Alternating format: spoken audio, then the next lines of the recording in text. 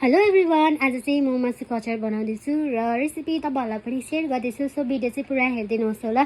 र सुरुमा चाहिँ यहाँ मैले मासु ल्याएर धोइधाइ पारेर फ्राई गर्न दिएँ। फ्राई गर्दा गर्दा यहाँ चाहिँ म अदुवा र लसुन पनि केलाउनु गएँ र यहाँ मासु पनि रातो भइसकेछ।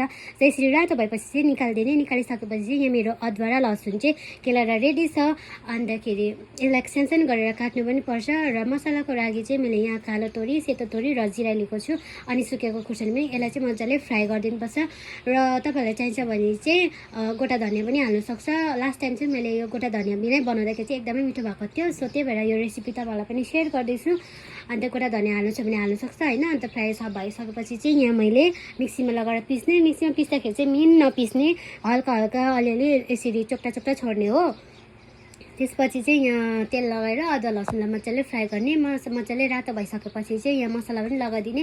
मसला लगाइसकेपछि चाहिँ यहाँ चिकन लगाएर चाहिँ यहाँ स्वाद अनुसार नुन पनि लगाइदिने। अनि यहाँ मजाले पाकिसकेपछि चाहिँ बेसी पकाउनु पर्दैन, 1-2 मिनट पकाएर चाहिँ अन्त यहाँ भिनेगर लगाएर चाहिँ ग्यास अफ गरेर अलिक 1-1.5 घन्टाको लागि चिसो हुनुको लागि छोडिदिने। त्यसपछि यहाँ डब्बामा लगेर चाहिँ तपाईँले 1 हप्ताको लागि स्टोर गर्नु सक्छ। र आजको भिडियो चाहिँ यति नै। आई होप तपाईँलाई मन पऱ्यो होला। By by.